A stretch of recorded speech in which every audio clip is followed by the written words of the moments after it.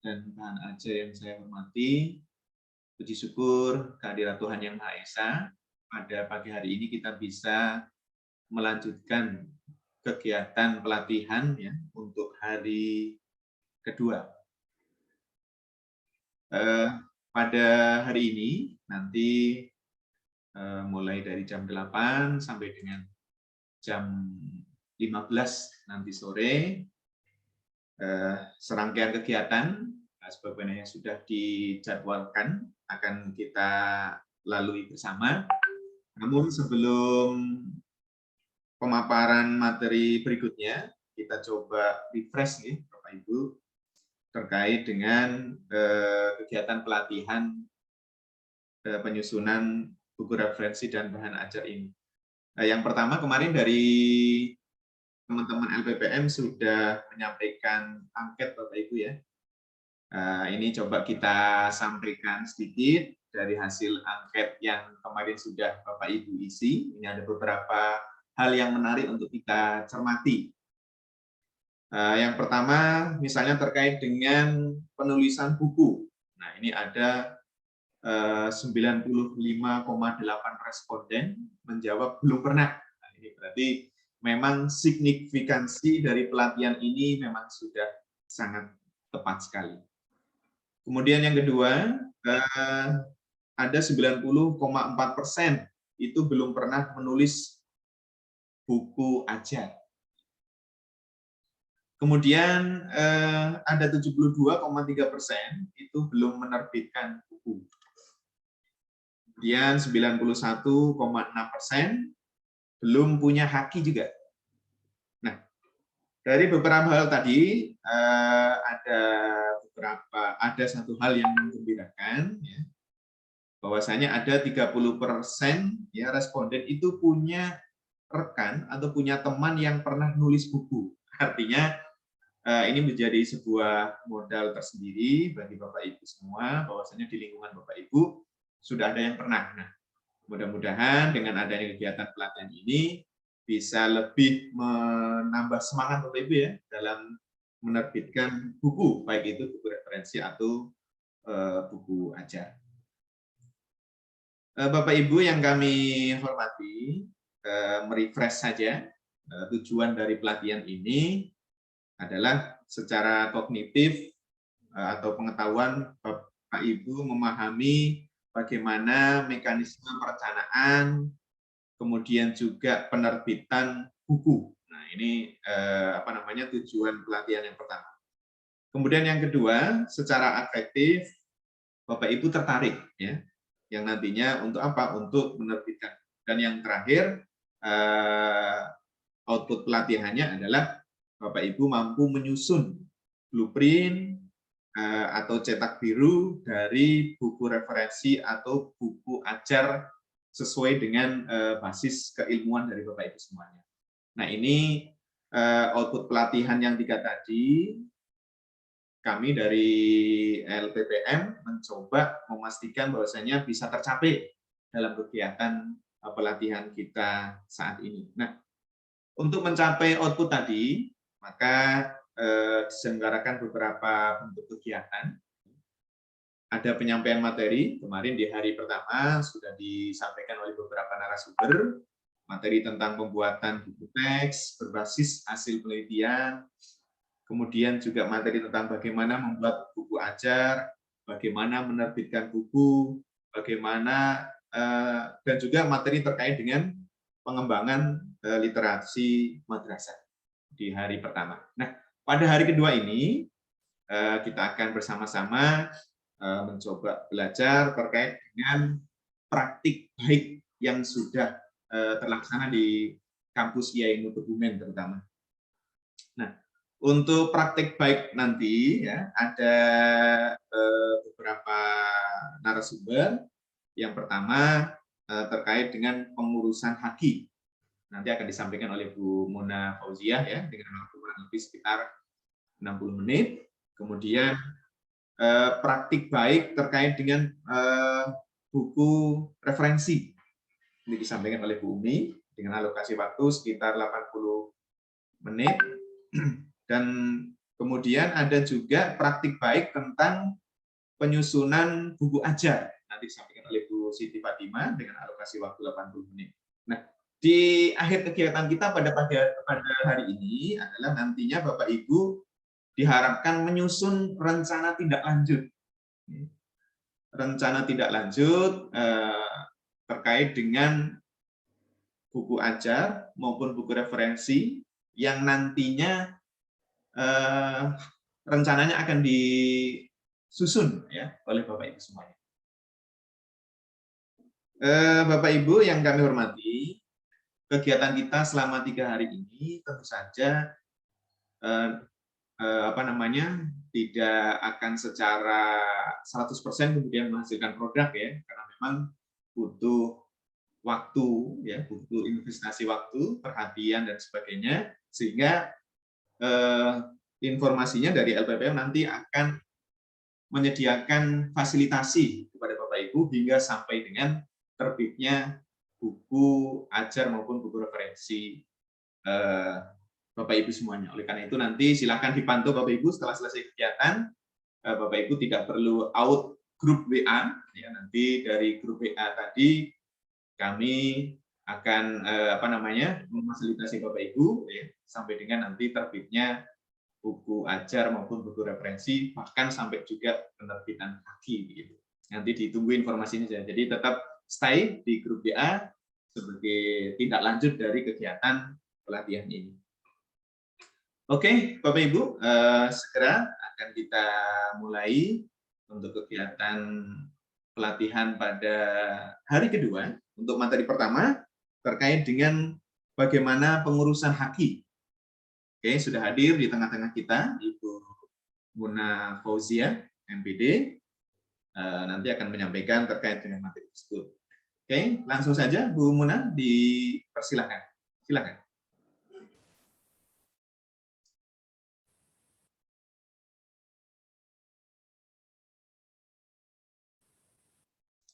Suaranya belum ada, Bu Muna.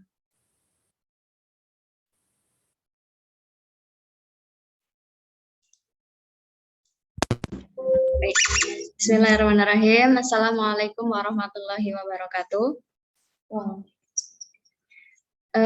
Suara saya terdengar jelas, Bapak Ibu? Oke, terdengar jelas dan merdu, Bu Muna. Ya, baik. Mohon maaf, tadi saya menggunakan mikrofon, ternyata malah suaranya tidak begitu jelas ya, malah tidak ada suaranya. Baik, terima kasih atas kesempatan yang diberikan kepada saya. Saya izin menampilkan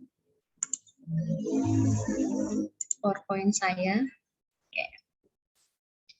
Sudah terlihat ya Bapak Ibu? Baik, Bapak Ibu, di kesempatan hari ini, alhamdulillah saya bisa bertemu dengan Bapak Ibu sebelumnya. Perkenalkan, saya Muna Fauzia, saya dosen IAIN Kebumen, tepatnya Prodi PGMI. Saya merupakan alumni dari Universitas 11 Maret dengan Prodi PGSD.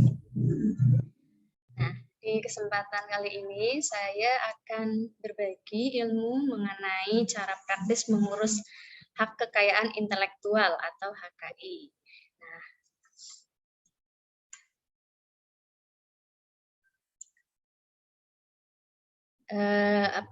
Melihat dari peserta pelatihan kali ini, tidak hanya dari kalangan guru ataupun dosen saja, ternyata masih ada dari kalangan mahasiswa ya.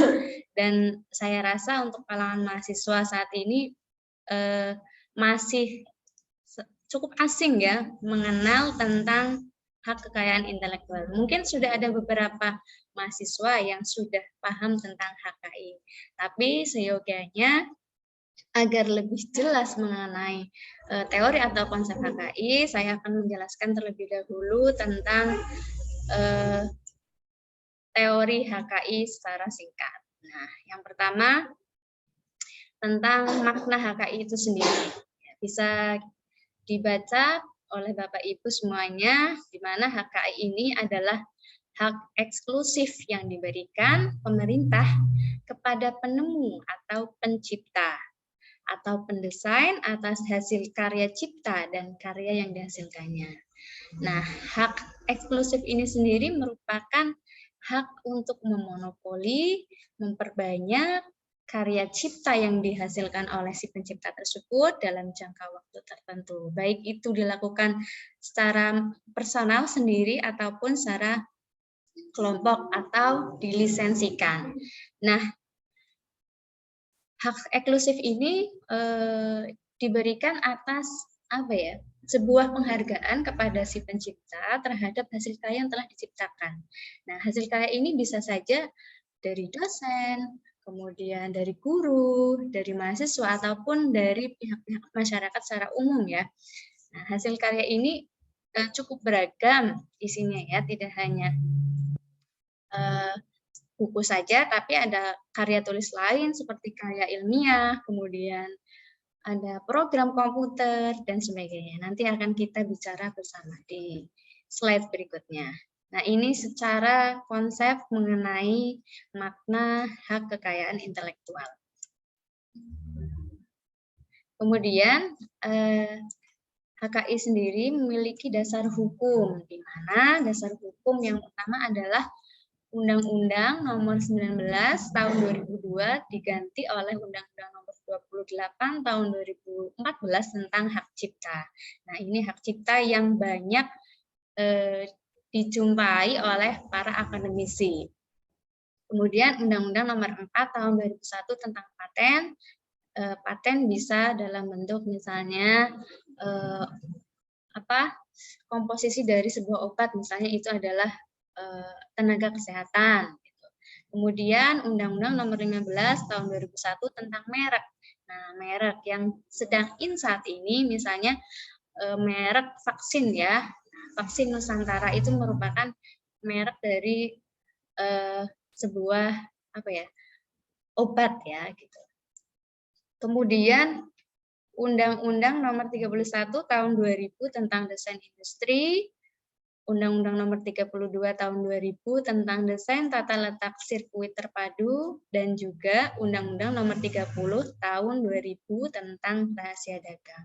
Jadi sebenarnya setiap akademisi, baik dengan latar belakangnya berbeda ya, misalnya ada dosen dari Fakultas Ekonomi, berarti itu nanti akan bisa menciptakan atau mengurus namanya HKI tentang rahasia dagangnya mungkin. Kemudian ada misalnya dari farmasi, yaitu paten, komposisi obat-obatan, atau merek vaksin misalnya seperti itu. Nah, sedangkan pendidik misalnya yang di bidang basic pendidikan itu bisa tentang hak cipta buku, kemudian artikel, hak cipta apalagi ya, misalnya itu merupakan guru seni, bisa tarian, mungkin instrumen musik, nah itu bisa diurus hak ciptanya. Berikutnya, setelah belajar mengenai dasar hukum HKI, kemudian kita sebenarnya mengapa sih ya kita harus belajar tentang HKI? Nah, ini kita perlu tahu alasan dasarnya apa saja. Mengapa HKI itu penting bagi guru, dosen, maupun mahasiswa. Nah, mahasiswa juga penting nih untuk memiliki HKI. Nah, kita cari tahu alasan-alasannya apa saja. Nah, di sini saya merangkum beberapa alasan mengapa HKI itu penting. Sebenarnya HKI ini bisa dirasakan manfaatnya secara personal maupun secara berkelompok di suatu lembaga. Nah, misalnya secara personal, yang pertama, guru atau dosen ataupun mahasiswa ini sebenarnya akan mendapat branding namanya sebagai pencipta. Nah, kan kita tahu untuk mengurus HKI itu perlu adanya karya yang sudah ada, sudah berwujud. Misalnya buku sudah tercetak, ya, sudah ada ISBN. Nah, itu kan secara otomatis memperlihatkan dan menampilkan kepada banyak orang bahwa si mahasiswa X itu memiliki karya. Nah, jadi kan membranding dirinya sendiri. akan terlihat bahwa mahasiswa tersebut mahasiswa yang produktif. Begitu juga dengan dosen. Ketika punya banyak hasil karya, maka akan ada asumsi dari dosen-dosen lain bahwa oh ini dosennya memang aktif, banyak menulis, produktif, tidak hanya mengajar saja, tapi dia melaksanakan tridharma perguruan tinggi selain mengajar pengajaran.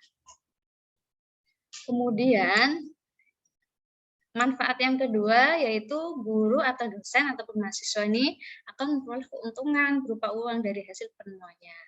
Nah, misalnya ya, contohnya adalah HKI seni musik. Nah, di sini misalnya ada yang memiliki hobi atau minat di bidang kesenian, suka membuat instrumen lagu atau membuat lirik-lirik lagu. Nah, ini si pencipta akan memperoleh nilai ekonomis dari hasil penjualan lagu tersebut. Nah, contohnya kan sekarang banyak lagu-lagu yang dijadikan sebagai soundtrack dari film, sinetron, dan sebagainya. Mereka si pencipta lagu itu akan mendapat royalti. Begitu pula misalnya mahasiswa atau dosen atau guru yang menyusun buku, kemudian diurus hingga terbit, kemudian melakukan perjanjian dengan pihak penerbit, dengan perjanjian adanya royalti, sehingga nanti guru tersebut atau si penulis tersebut akan mendapatkan keuntungan dari perjanjian tersebut. Adanya royalti tentu harus disepakati oleh dua belah pihak, antara penulis dengan si penerbit. Yang ketiga, tentu saja manfaat yang didapatkan oleh si penulis atau pencipta atau pendesain itu akan karya tersebut akan terlindungi ya secara mandiri ataupun berkelompok, terlindungi secara hukum sehingga dapat menggunakan hak ciptanya tersebut secara bebas. Gitu. Dia misalnya mau menggandakan, mau memperjualbelikan, kemudian mau meminjamkan kepada orang lain, itu adalah haknya, hak si pencipta. Gitu. Dan tentu saja adanya HKI ini untuk menghindari praktik pembajakan oleh pihak yang tidak bertanggung jawab. Seperti yang kita tahu bahwa banyak sekali sekarang penulis buku misalnya ya, penulis buku maupun novel itu ada yang merasa rugi karena banyak oknum-oknum yang tidak bertanggung jawab itu menggandakan dan kemudian dipasarkan, ternyata penjualan dari kopinya itu lebih tinggi daripada buku aslinya. Juga ada fenomena yang mengenai dunia seni itu, misalnya film ya, film layar lebar. Nah, ternyata kopian yang ditonton oleh masyarakat itu yang bajakan. Justru penontonnya itu lebih banyak, hampir berjuta-juta, sedangkan yang nonton secara legal, misalnya di bioskop itu, justru di bawah 1 juta penontonnya, hanya sekitar ratusan ribu. Nah, itu kan kerugian bagi pemainnya, penciptanya, dan sebagainya lah yang mengurus film tersebut. Nah, ini menghindari praktik pembajakan oleh pihak yang tidak bertanggung jawab. Kemudian itu kan secara personal. Nah, yang kedua adalah secara lembaga. Secara lembaga apa yang didapatkan sih oleh institut dengan adanya HKI yang dimiliki oleh dosen misalnya gitu. Nah, yang didapatkan oleh institut itu ya sama saja. Yang pertama adalah branding dari institut itu kepada masyarakat.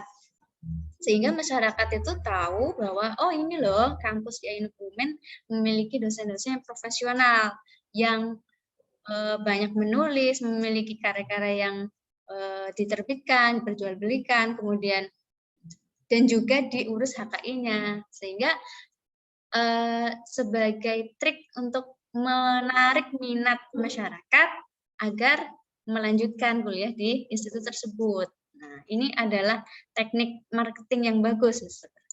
Selain untuk dosennya, juga untuk institutnya. Nah, ini sangat menguntungkan sebenarnya.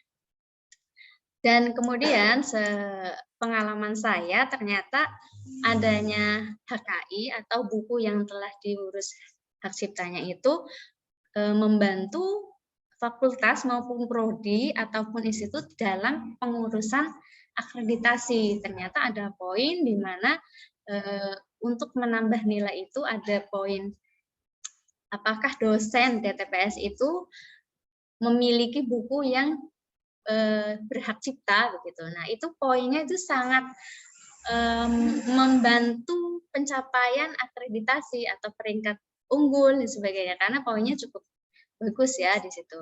Nah, ini adalah manfaat yang akan dirasakan oleh institut dengan adanya HKI bagi dosen misalnya. Begitu juga bagi mahasiswa. Di sini mahasiswa juga mendapat keuntungan loh.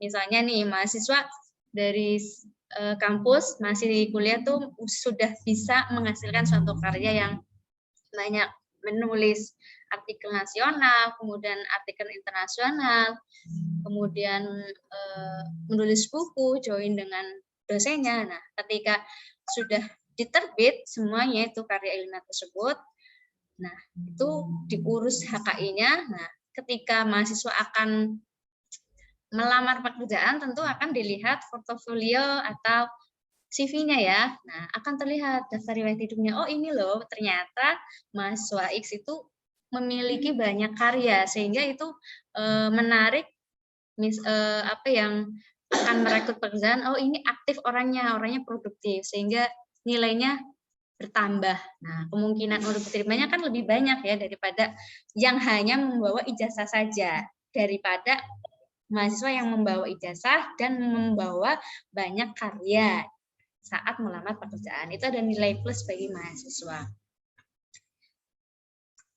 Oke, kemudian tujuan HKI. Di sini sama halnya seperti yang saya sampaikan, bahwa tujuan HKI yang pertama adalah melindungi karya cipta oleh si pencipta tersebut secara hukum. Nah, dilindungi nih. Jadi nanti kalau misalnya ada yang mengaku-ngaku bisa diklaim bahwa ini milik saya punya sertifikat yang resmi, yang sah, daripada mereka yang hanya mengaku-ngaku saja. Kemudian mengantisipasi terjadinya pelanggaran hak milik orang lain. Dan meningkatkan kompetisi khususnya dalam hal komersial kekayaan intelektual. Nah, seperti tadi adanya persaingan yang positif di mana misalnya mahasiswa X dan Y ini sama-sama berburu untuk menghasilkan karya yang banyak. Nah, ini kan kompetisi yang baik gitu. Berikutnya di HKI ini, HKI Andalan ini terbagi menjadi dua, yaitu hak cipta dan hak kekayaan industri.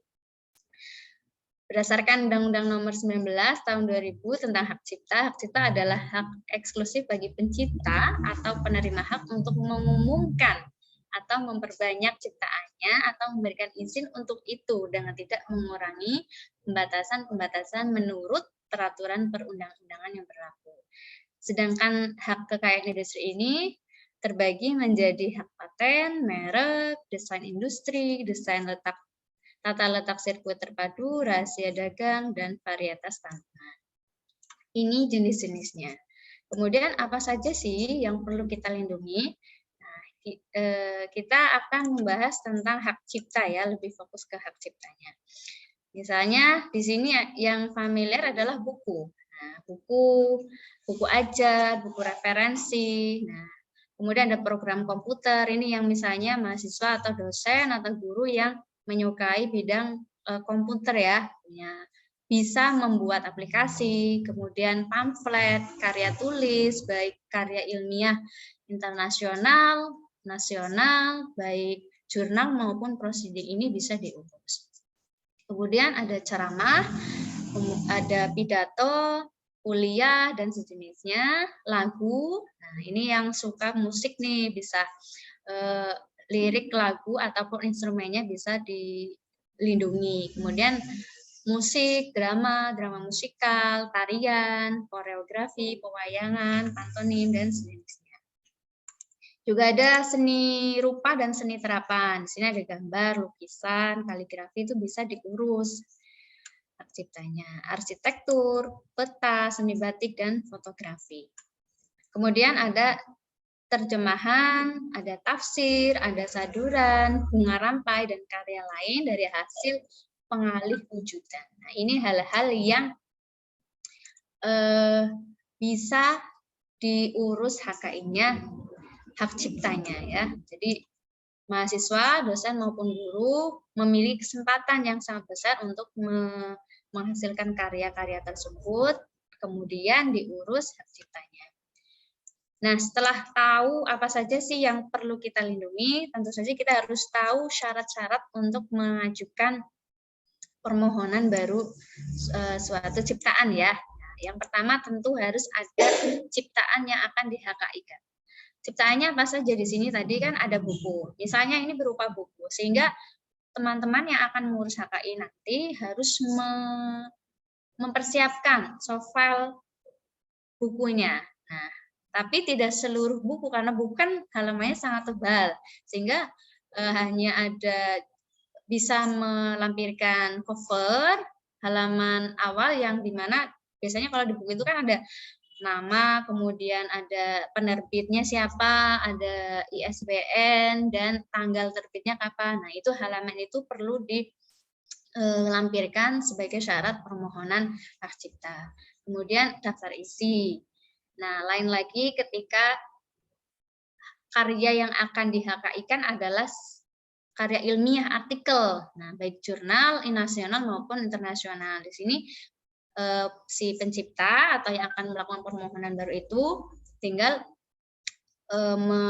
mengupload judul artikelnya. Jadi tampilan awal di artikel itu kan ada judul dan nama penulisnya. Di situ bisa di-split dari halaman-halaman berikutnya. Jadi yang perlu adalah halaman pertamanya saja dan juga menyiapkan link yang akan dijadikan sebagai artikel tersebut. Kan artikelnya sudah dipublikasikan, tentu saja ada linknya di situ. Yang pertama itu ya, ciptaannya yang akan di HKI-kan. Kemudian surat pernyataan bermaterai. Nah, surat pernyataan bermaterai ini Bapak Ibu bisa download ya di website Hak Cipta HKI. Nah, tapi sebelumnya Bapak Ibu harus registrasi dulu, sehingga Bapak Ibu bisa mendownload surat pernyataan bermateri tersebut. Kemudian ada surat rekomendasi jika pendaftar dari lembaga pendidikan. Misalnya di sini dosen kan di bawah naungan universitas atau sekolah tinggi ya, namanya perguruan tinggi. Misalnya dosen mau mengajukan HKI, berarti misalnya mau dibantu oleh lembaga, berarti meminta kepada LPPM untuk menguruskan HKI tersebut. Nah, itu harus ada rekomendasinya. Kemudian ada syarat scan KTP yang dalam bentuk PDF. Di sini misalnya buku itu ternyata ditulis oleh 5 orang. Nah, berarti ya scan KTP-nya sejumlah penulis tersebut. Begitu juga dengan artikel, ketika artikelnya ternyata sebanyak 4 orang, berarti scan KTP-nya juga dari KTP 4 orang tersebut yang di-merger atau disatukan dalam bentuk PDF. Dan juga yang tak penting adalah biaya. Di sini biaya yang dinominalkan atau jumlahnya itu tergantung. Setiap karya itu memiliki biaya yang berbeda. Dan biasanya setiap kampus itu atau LPPM memiliki kebijakan untuk pengaturan atau penetapan nominal pengurusan HKI.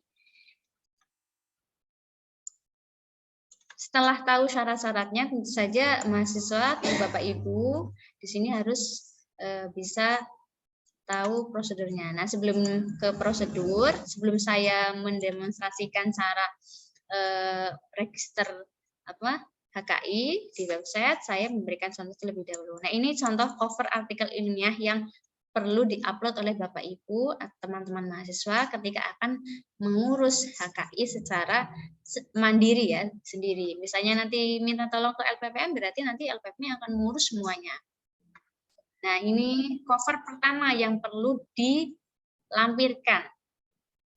Cover pertama biasanya ada nama, yang penting kan nama dan judulnya, keterlihatan ini artikel dari mana itu terlihat dan tahunnya kapan. Biasanya ada itu, ini contoh cover artikel ilmiahnya. Kemudian juga contoh surat pernyataan bermaterai. Nah, ini surat pernyataan yang didapat setelah registrasi dari website. Di dalam surat pernyataan itu ada beberapa komponen, yaitu nama tentu saja. Misalnya di sini ada 10 penulis, berarti ya nanti 1 sampai 10 yang dituliskan.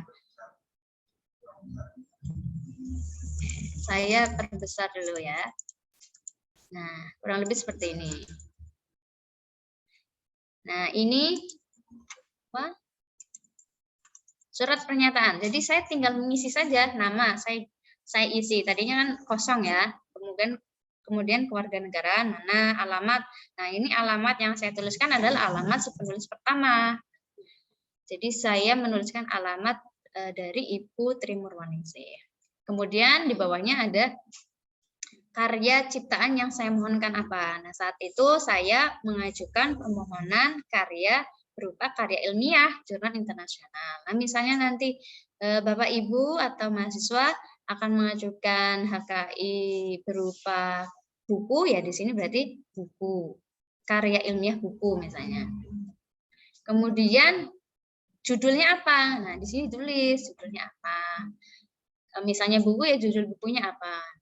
Ini untuk yang lain-lainnya ini sudah ada, jadi tidak perlu mengotak-atik ya, tinggal mengisi kapan, di mana, kapan, dan tanda tangan. Dan sini karena penulisnya itu ada 2, berarti materinya juga ada 2. Nah, ini menyesuaikan jumlah penulisnya. Misalnya nanti ternyata ada 10 penulis, berarti nanti materinya juga ada 10, tanda tangannya juga ada 10.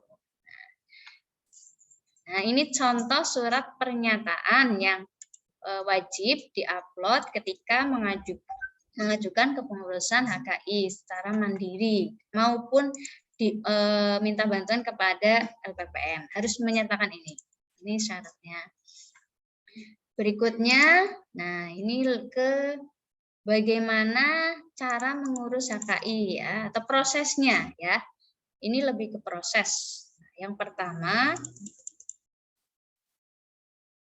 nah, memastikan bahwa karya ilmiah itu telah tersedia. Nah, pastikan sudah punya karya ilmiah, jangan baru menghayal ingin langsung menerbitkan HKI, nggak bisa. Jadi harus ada produknya dulu. Kemudian Bapak Ibu setelah ada, pasti ada, bisa langsung registrasi melalui link. Nah, link di atas nih, http://hakcipta.dgip.go.id. Nah, kemudian klik create your account. Nah, di sini misalnya saya akan menampilkan ya untuk gimana registrasi terlebih dahulu. Nah, ini ya. Misalnya kan Bapak Ibu belum punya akun ya, Bapak Ibu bisa klik create your account di sini. Sebelumnya harus membuka websitenya terlebih dahulu. Nah, ini websitenya. Kemudian setelah masuk ke website tersebut, Bapak Ibu bisa klik your account. Sehingga akan muncul seperti ini tampilannya. Ada mengisi email, kata sandi, kemudian nama lengkap, nomor KTP, tanggal lahir, alamat, kota, kode pos, provinsi, kewarganegaraan apa, jenis pemohon apa. Ini.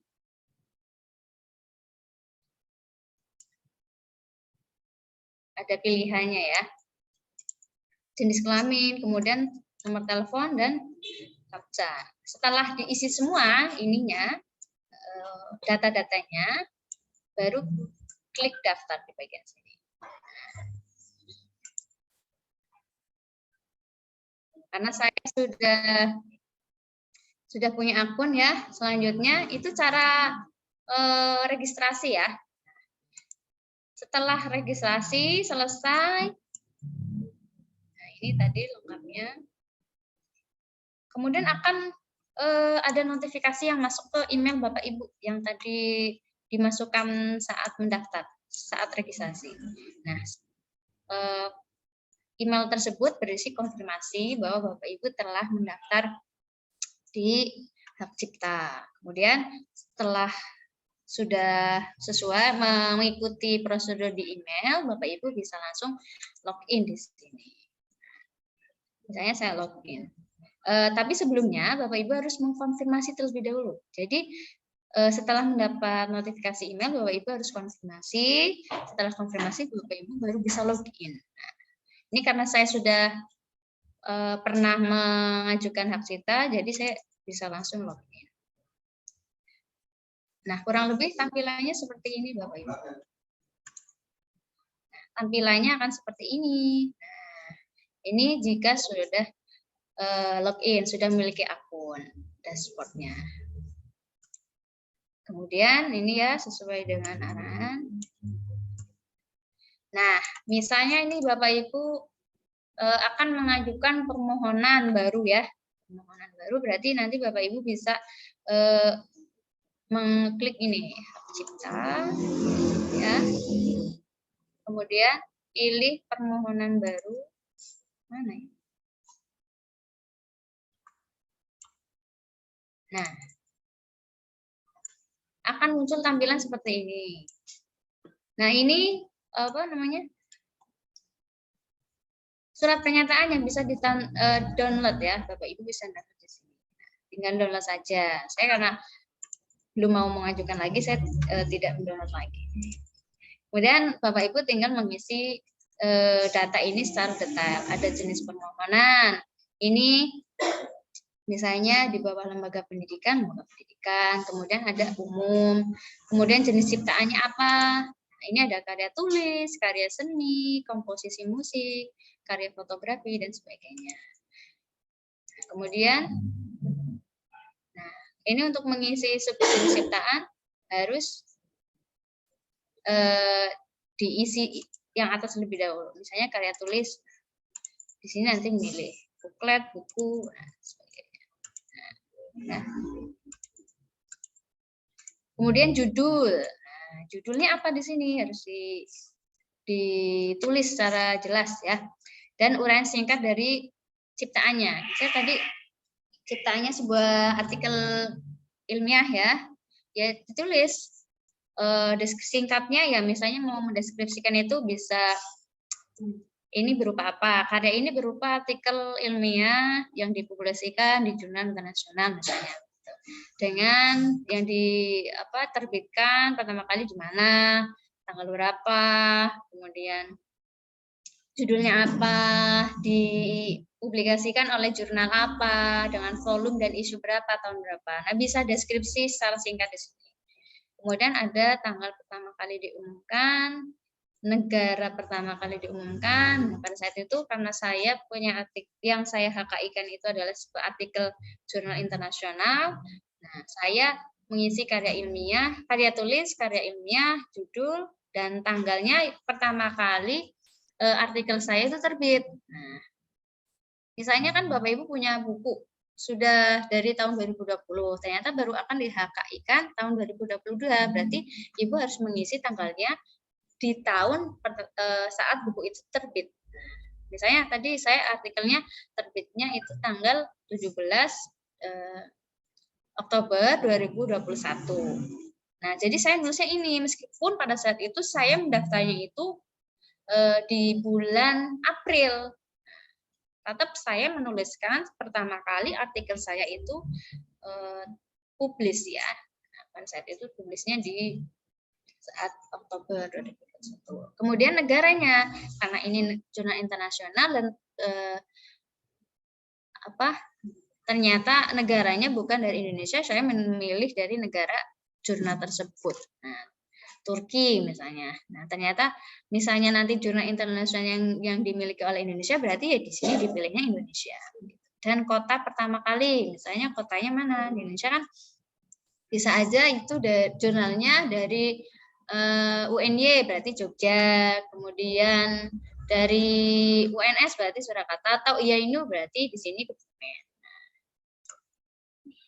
Kemudian ada data kuasa, ada data pencipta, tinggal menambahkan saja, mengisi secara lengkap form yang ada, kemudian ketika data pencipta diisi, otomatis data pemegang hak cipta juga akan terisi. Jadi Bapak Ibu tidak perlu mengisi data pemegang hak cipta. Kemudian mengupload lampirannya. Nah, ada contoh ciptaan, scan KTP, surat pernyataan, bukti pengalihan hak cipta, salinan resmi. Ini untuk yang berbadan hukum, NPWP, perorangan atau perusahaan. Nah ini misalnya umum berarti harus melampirkan NPWP perorangan. Misalnya. Kemudian ini misalnya artikel, berarti harus melampirkan link artikelnya. Nah, linknya itu kan ada ketika sudah publish, dan tinggal klik submit saja di sini. Nah, jika sudah submit, ya, jika sudah submit, nanti Bapak Ibu akan melihat tampilan berupa invoice, ya, berupa invoice, di mana nanti itu jika mandiri, nanti misalnya dibantu oleh LPPM dari kampus, itu akan lebih sederhana, lebih ringkas, nanti dibantu sepertinya. Kemudian tinggal melakukan pembayaran sejumlah yang diminta. Nah, pembayaran itu bisa melalui m-banking, internet banking, maupun ke teller itu bisa. Misalnya meminta bantuan, ya terima beres lah kalau misalnya ke LPPM. Gitu. Kemudian setelah bayar, nah biasanya setelah bayar itu belum langsung sertifikatnya itu jadi. Awalnya itu kan status invoice-nya itu menunggu pembayaran, tapi setelah setelah bayar nanti bisa aja yang muncul itu masih menunggu pembayaran statusnya. Nah, harus menunggu sekitar mungkin 15 menit, setengah jam, mungkin atau sampai sejam, baru akan pembayaran akan diterima, sehingga statusnya secara otomatis itu akan berubah. Dan Bapak Ibu tidak perlu mengupload bukti pembayarannya. Nah, di sistem itu setelah terbayar itu akan otomatis, jadi tidak perlu menguploadnya. Kemudian setelah bayar, sertifikat nanti akan bisa di-download melalui website tadi di dashboard. Akan muncul. Nah, ketika Bapak Ibu sudah memiliki ciptaan, ya nanti akan muncul di sini ciptaannya.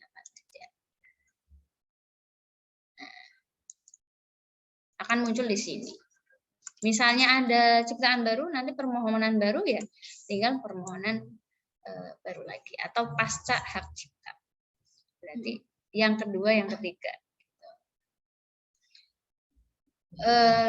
Untuk biaya dalam pengurusan HKI, setiap kampus ya punya kebijakan seperti yang tadi saya sampaikan, punya kebijakan penetapan nominal yang diharuskan. Nah, misalnya beberapa informasi yang saya dapat di kampus, bisa saja pengurusan HKI itu bergantian, ya, berurutan oleh LPPM nanti akan urus. Misalnya mahasiswa bisa meminta bantuan kepada LPPM untuk ngurus, karena mahasiswa masih di bawah naungan LPPM kampus tersebut. Misalnya mahasiswa IAINU berarti bisa mengurusnya melalui LPPM IAINU Dokumen. Mahasiswa pasca juga bisa mengurusnya melalui LPPM. Nah, tinggal nanti mahasiswa atau untuk mempersiapkan syarat-syarat seperti yang tadi saya jelaskan, seperti surat pernyataan, file ciptaannya, kemudian scan KTP, dan biaya yang sudah ditetapkan oleh kampus. Setiap karya punya perbedaan, ya, untuk biayanya. Kemudian ini contoh ciptaan, ya. Saya akan menampilkan yang lebih besar nih. Ini punya saya yang sudah saya urus hak ciptanya berupa artikel internasional. Nah, kurang lebih ini sertifikatnya seperti ini. Nah, ada nomor dan tanggal permohonan. Nah, ini saya melakukan permohonan itu di tanggal 7 April. Ada nama pencipta, ini sesuai dengan di surat pernyataan ya. Surat pernyataan itu akan sesuai. Kemudian alamatnya, karena saya masukkan alamat dari penulis pertama, jadi yang akan muncul di sini juga penulis pertama. Memegang hak cipta sama akan otomatis seperti di sistem tadi. Ada jenis ciptaannya apa? Di sini saya karya ilmiah. Nah, judulnya sudah terjelas, sudah sesuai dengan apa yang kita masukkan di website. Kemudian tanggal dan tempat diumumkan 17 Oktober 2021 di Turki. Nah, jangka waktu pelindungannya untuk hak cipta ini berbeda-beda setiap karya. Nah, misalnya di sini untuk karya tulis berlaku selama hidup pencipta. Berarti berlaku selama saya hidup ya, dan terus berlangsung selama 70 tahun setelah pencipta meninggal dunia, terhitung mulai tanggal 1 Januari tahun berikutnya. Berarti terhitungnya 1 Januari 2023 begitu. Nah, ini selama 70 tahun. Ini jika karya ilmiah ya.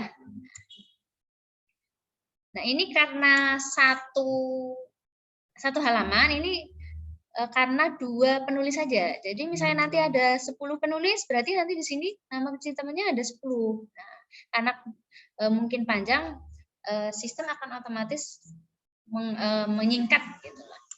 Nah, saya akan memberikan contoh yang buku ini milik Ibu Siti Fatimah dan Ibu Kartika Kristi Suryandari. Nah, ini adalah contoh surat pencatatan ciptaan berupa buku. Nah, ini misalnya nanti Bapak Ibu setelah melakukan pelatihan ini ternyata sudah punya draft buku, nanti bisa langsung eksekusi, menata bukunya hingga nanti bukunya bisa siap terbit. Nah, misalnya nanti sudah siap terbit, bisa join dengan LPPM ya dokumen, kemudian langsung bisa setelah urus ISBN terbit, bisa langsung urus hak ciptanya.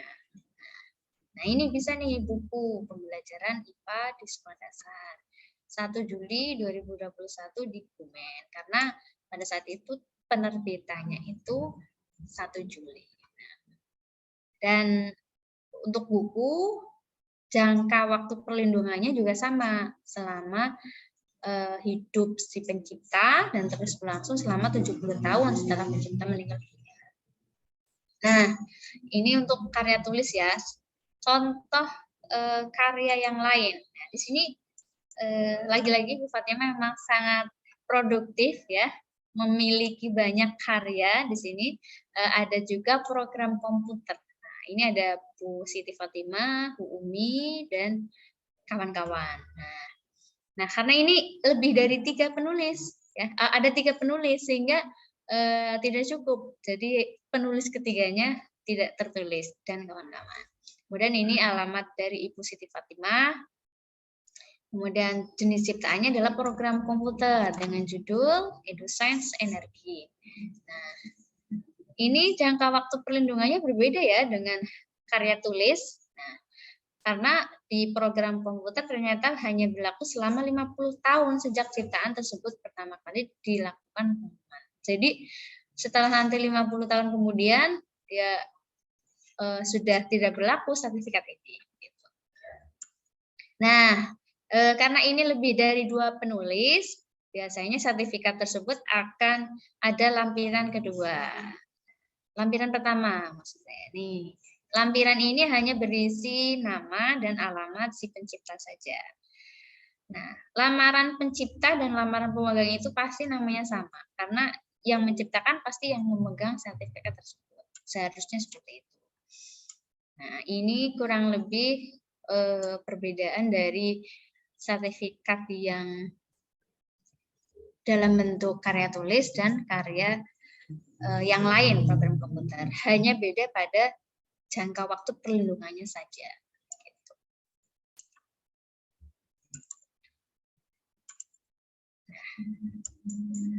Itu tentang surat pencatatan ciptaan.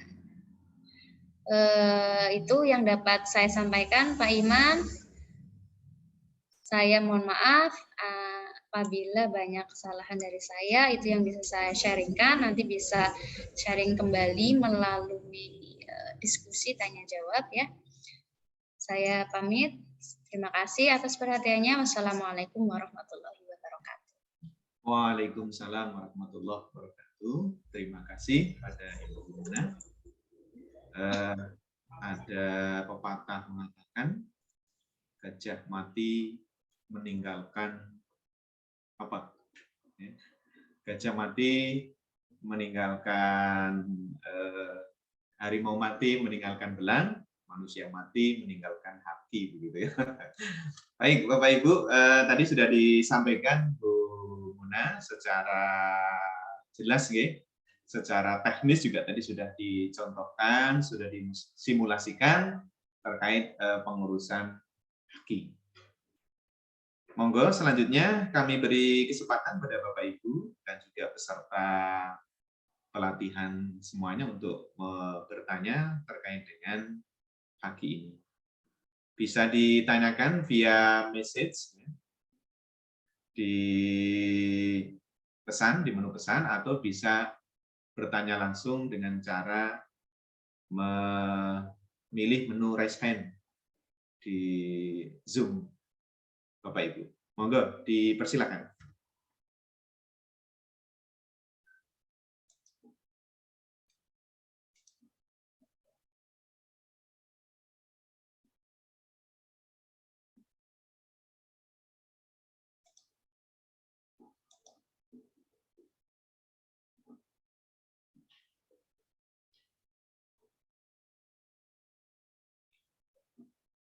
Oke, ini ada satu pertanyaan dari Mas Ahmad Ridwan ya.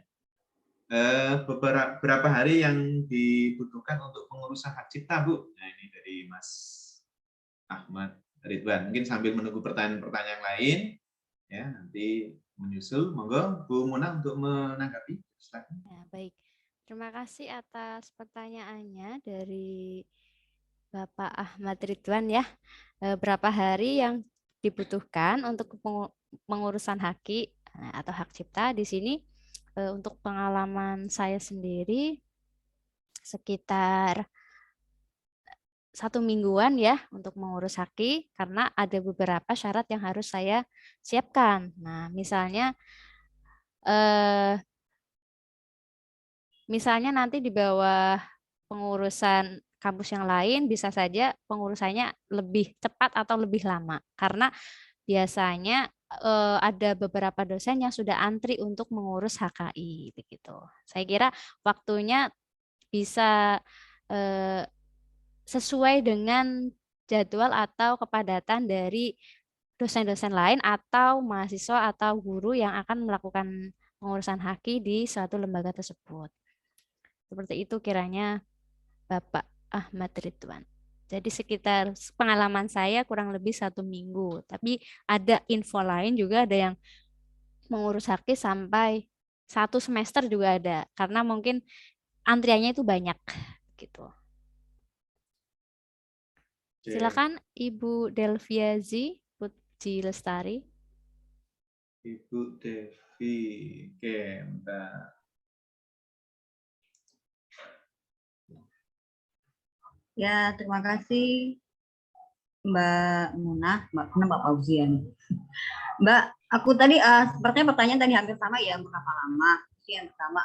Yang kedua, kalau saya perhatikan ya, mohon maaf kalau saya nggak nyimak dari awal, kayaknya memang untuk setiap pendaftaran hak cipta itu memang tidak ada review dari pihak sana ya, semua yang kita ajukan pasti dapat sertifikat ya Mbak jadinya. Oke, baik Ibu. Untuk terkait reviewer itu biasanya misalnya di LPPM ya Bu. Misalnya kita melalui lembaga LPPM, itu biasanya LPPM yang akan menyeleksi apakah karya tersebut layak untuk di-HKI-kan atau tidak. Nah, begitu. Jadi ada proses pengecekan oleh LPPM gitu. Jadi internalnya ketika sudah sudah dinyatakan layak bahwa oh ini buku yang layak untuk di HKI-kan, berarti nanti bisa langsung diajukan. Tapi misalnya kalau mandiri tidak layak ya, itu akan dikembalikan. Oh gitu. Jadi Mbak kalau misalnya untuk kita dosen atau guru itu memang harus melalui lembaga gitu ya? Nggak bisa mandiri gitu ya? Kalau mandiri juga bisa, Bu. Misalnya Ibu mau mengurus melalui umum itu bisa mengajukan sendiri, tapi itu nanti tergantung dari pihak di websitenya nanti begitu. Oh gitu. Karena saya pengalaman dari beberapa dosen juga seperti Bu Fatimah itu mereka akan lebih mudah melalui lembaga begitu. Dibantu oleh lembaga sehingga prosesnya mereka yang mengurus begitu.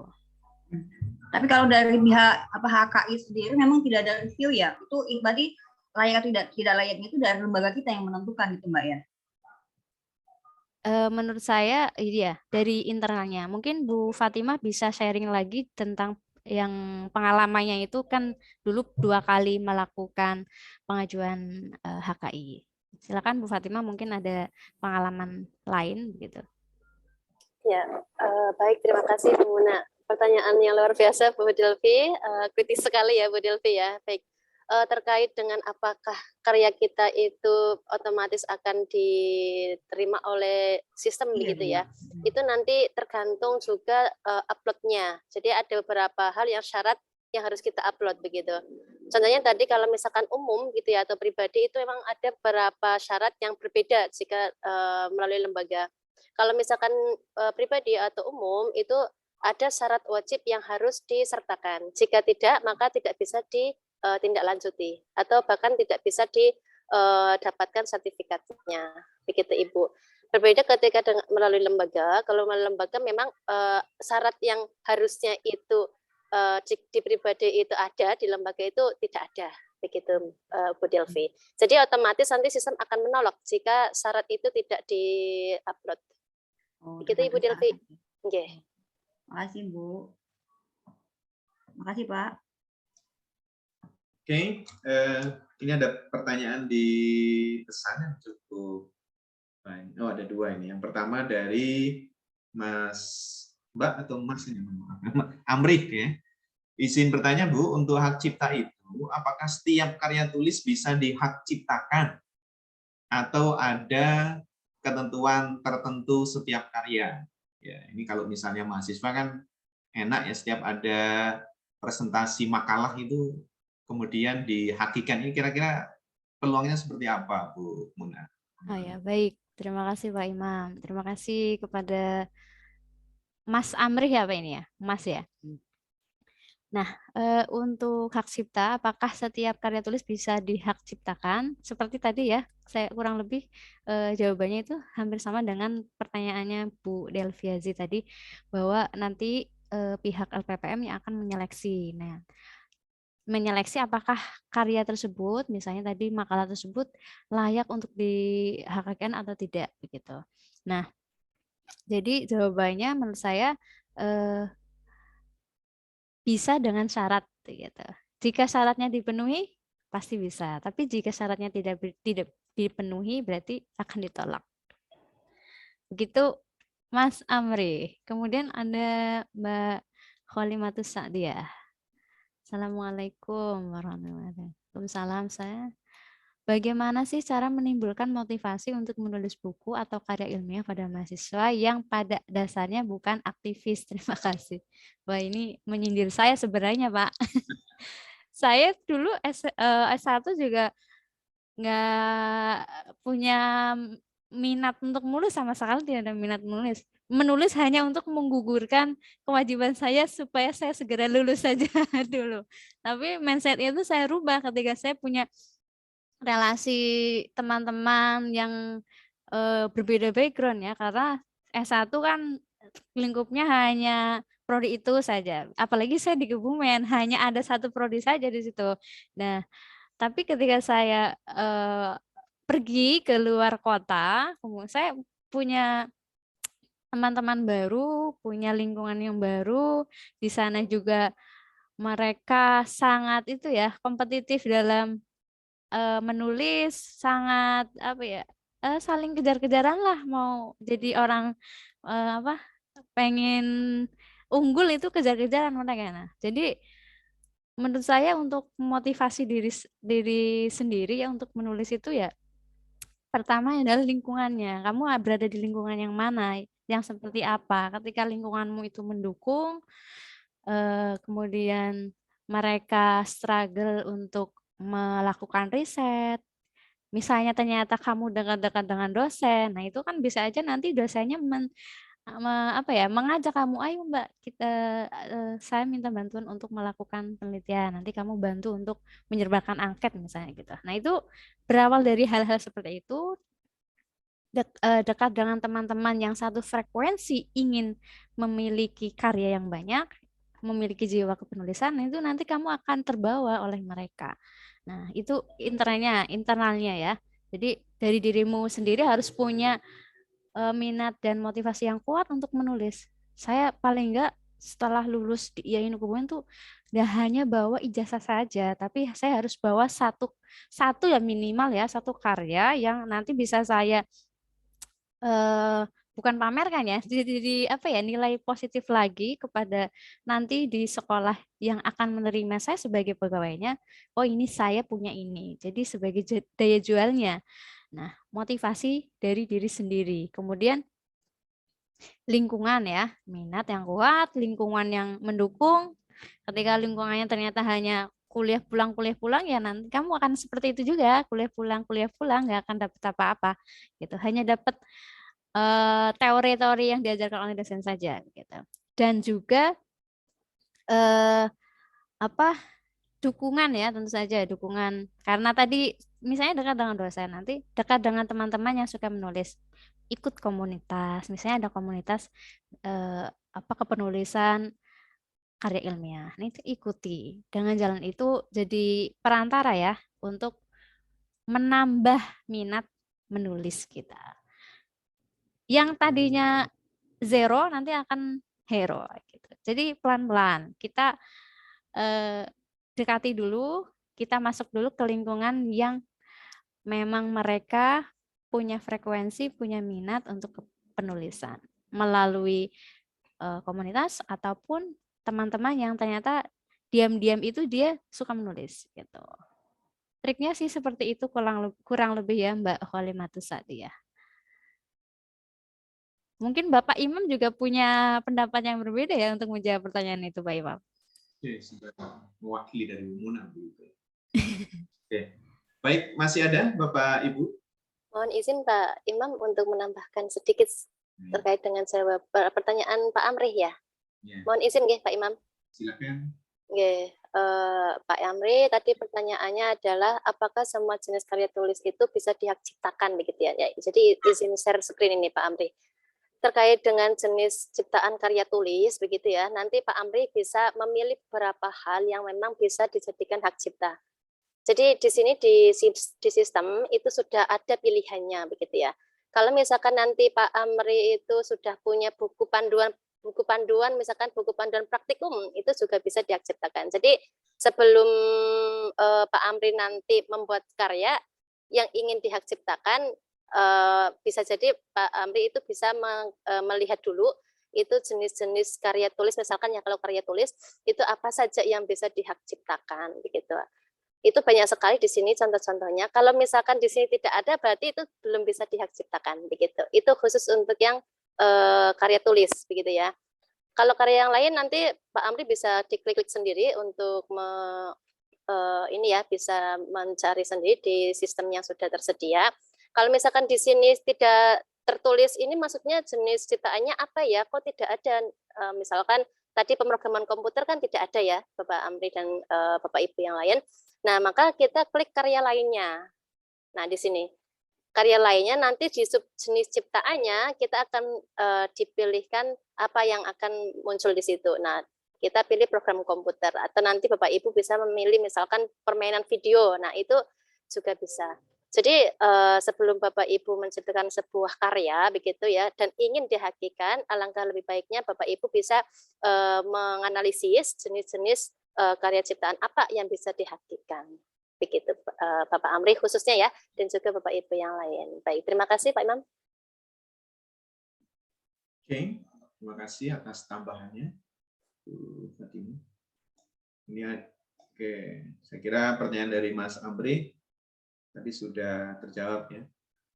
Oke, Bapak, Ibu, dan juga peserta pelatihan yang kami hormati, untuk sesi pertama kita cukupkan. Terima kasih pada Bu Muna Fauziah. Untuk sesi selanjutnya, kita rehat sebentar ya Bapak Ibu, karena dari tim teknis akan memindah proses recordingnya, jadi mohon menunggu sebentar. Monggo Mas Samsul.